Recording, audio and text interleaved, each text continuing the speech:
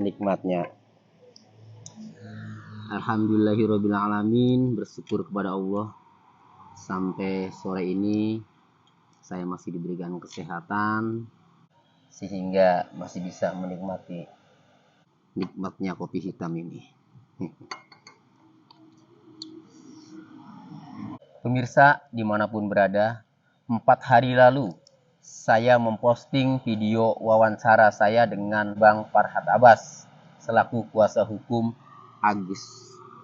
Banyak sekali respon maupun komentar di video tersebut di channel YouTube saya, Pengacara Tony, yang meminta saya agar jangan percaya dengan cerita Bang Farhat Abbas dan meminta saya agar jangan membela Agus karena Agus adalah orang yang tidak tahu terima kasih, katanya. Kemudian banyak sekali yang meminta saya agar membela Teh Novi.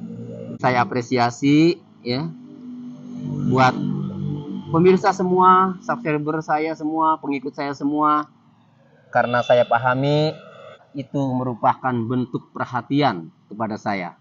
Sekali lagi, saya mengucapkan terima kasih atas perhatian dan kebaikan pemirsa semua. Sampai hari ini, saya masih menentukan sikap tidak membela siapapun.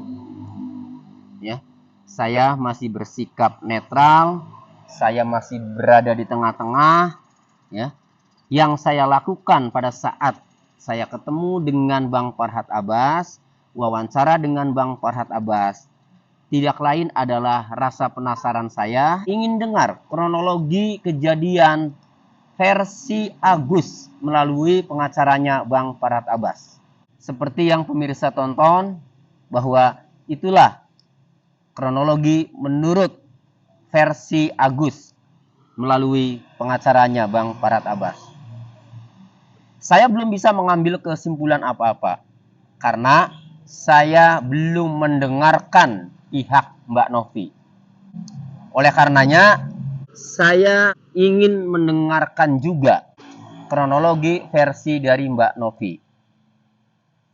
Hari Jumat saya sudah menghubungi Mbak Novi lewat WhatsApp. Saya sudah menyampaikan maksud dan tujuan saya. Saya sampaikan bahwa saya sudah mewawancarai Bang Farhat Abbas selaku kuasa hukum Agus, dan Bang Farhat Abbas sudah menyampaikan kronologi sesuai dengan versinya. Nah, selanjutnya agar ini berimbang, dan ribuan netizen sudah meminta kepada saya agar mendengarkan kronologi versi Mbak Novi. Oleh karenanya, Jumat kemarin saya sudah menyampaikan kepada Mbak Novi dan alhamdulillah sudah direspon, sudah dibalas. Namun karena beliau waktu itu masih sibuk, kemudian ditindaklanjuti oleh timnya, namanya Pak Geri.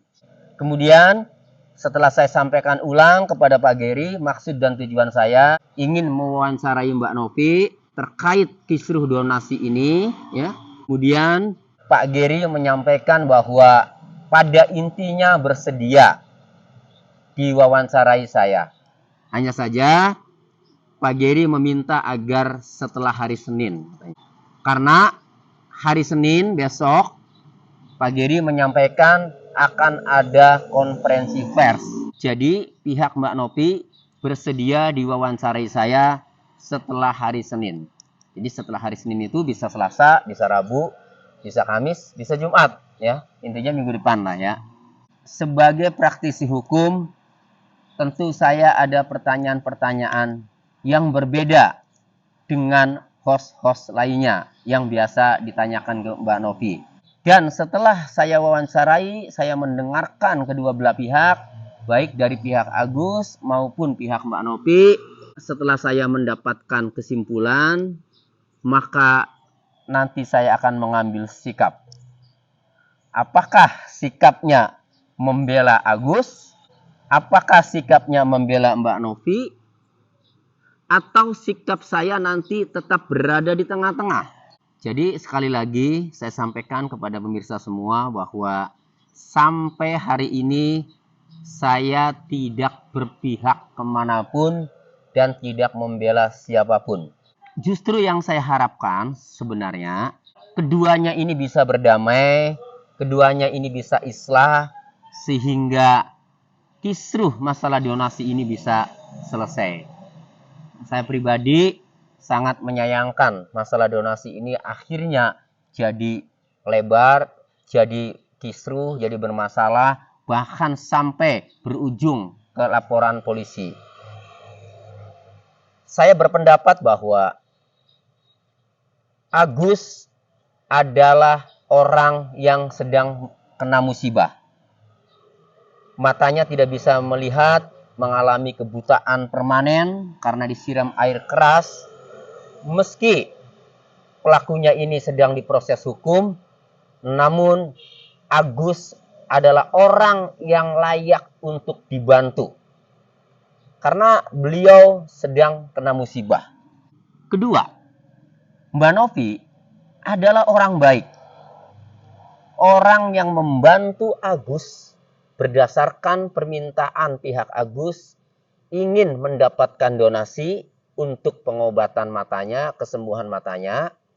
Mbak Novi bergerak membantu Agus, bekerja sama dengan Bang Denny Sumargo atau Bang Densu, ya.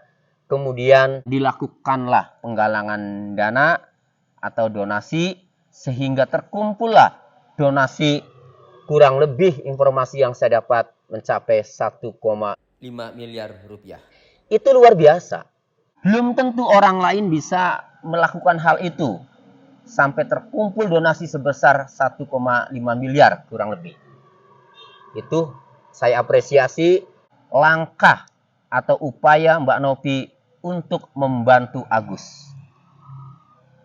Sayangnya masalah ini muncul ketika Mbak Novi mengetahui bahwa donasi yang ada pada Agus tidak digunakan sebagaimana mestinya atau tidak amanah. Itu menurut versi Mbak Novi. Atas hal itulah kemudian terjadi perbedaan pendapat dan kemudian rame. Dalam hal ini sebenarnya kembali ke kedua belah pihak. Jadi sebenarnya ketika ada dana, ada donasi yang diduga penggunaannya tidak sesuai peruntukan, ketika diketahui oleh Mbak Novi, kemudian diketahui juga oleh Bang Denny Sumargo, ya, sebenarnya ini tergantung ketiga pihak. Kenapa saya katakan ketiga pihak? Agus adalah yang menyimpan atau menerima donasi. Mbak Novi dan Bang Denny adalah orang yang membantu. Maka ketiga pihak ini seharusnya menyepakati, seharusnya bisa menyelesaikan secara baik-baik, secara adem, tanpa harus dipublikasikan. Karena dipublikasikan berakibat masyarakat luas menjadi tahu dan donaturnya juga menjadi marah. Siapa yang nggak marah? Sudah nyumbang uang, tadinya katanya untuk berobat, ternyata dipakai untuk yang lain. Pasti marah dan wajar. Nah, nasi sudah menjadi bubur. Masyarakat sudah terlanjur tahu. Tinggal bagaimana solusinya?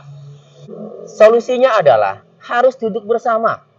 Karena kembali lagi, Agus ini adalah orang yang sedang kena musibah, matanya buta, cacat permanen, tidak bisa melihat, dan memang layak untuk dibantu. Jangan sampai kalau ini terus-menerus terjadi kisruh, jangan sampai Agus orang yang layak dibantu ini dengan masalah yang terus-menerus tidak selesai-selesai, Agus akan menjadi putus asa. Yang kedua, jangan sampai ya, Mbak Novi yang sudah berbuat baik membantu Agus tiba-tiba berhadapan dengan hukum. Kasihan orang yang sudah membantu, bekerja keras, berjuang untuk membantu Agus tiba-tiba berhadapan dengan hukum, dan yang melaporkan adalah orang yang dibantunya sendiri, yaitu Saudara Agus. Jangan sampai terjadi. Meskipun sudah dilaporkan, gampang. Kalau memang sudah sepakat berdamai, laporan itu bisa dicabut. Kemudian yang ketiga, buat pihak-pihak lain, siapapun itu, jangan ngompor-ngompori, jangan terus memanas-manasi, jangan terus memprovokasi. Giring sarankan mereka untuk berdamai. Karena tadi ada orang yang harus dibantu agar terus semangat hidupnya. Ada orang yang telah berbuat baik. Jangan sampai berhadapan dengan hukum agar Mbak Novi terus berbuat baik membantu sesama sesuai dengan keahliannya. Dan ada masyarakat yang lebih mengharapkan ketenangan. Banyak sekali masyarakat yang menyarankan agar kasus ini segera berdamai. Kasihan semuanya. Banyak komentar seperti itu. Sehingga saya lebih memilih berdamailah kedua belah pihak. Baik Agus maupun Mbak Novi, segeralah berdamai. Turunkan ego masing-masing. Buat Agus, kurangi kebenciannya dengan Mbak Novi, kurangi kesalnya dengan Mbak Novi, karena biar bagaimanapun juga Mbak Novi ini sudah berbuat baik membantu Agus.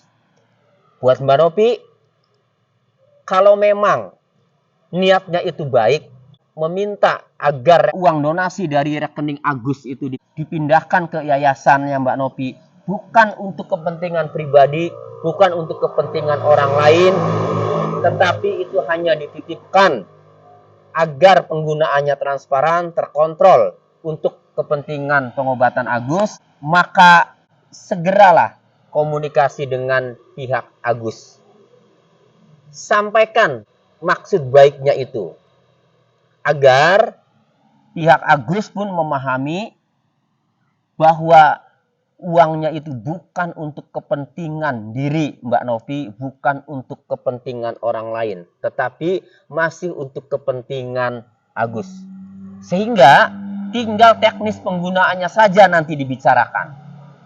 Kalau teknis penggunaannya itu nanti dibicarakan dan sepakat apapun itu, apakah tetap masih berada di rekening yayasan, kemudian penggunaannya itu disepakati, ataukah dikembalikan ke rekening Agus, namun penggunaannya juga disepakati, setiap penggunaannya disepakati dengan Mbak Novi, atau bagaimana? Terserah. Yang penting bagaimana masalah ini bisa selesai. Kalau sudah sepakat, sudah selesai, laporan di Polda Metro Jaya itu gampang, bisa dicabut itu. Karena yang dilaporkan itu baik Undang-Undang ITE maupun pasal 369 KUHP, semuanya itu delik aduan. Artinya, kalau sudah tidak ada yang dirugikan dan korban atau pelapornya itu mencabut laporan, maka perkara itu dihentikan. Jadi saya berharap dengan selesainya kisruh masalah donasi ini, Agus pun nanti tidak putus asa, tetap optimis hidupnya.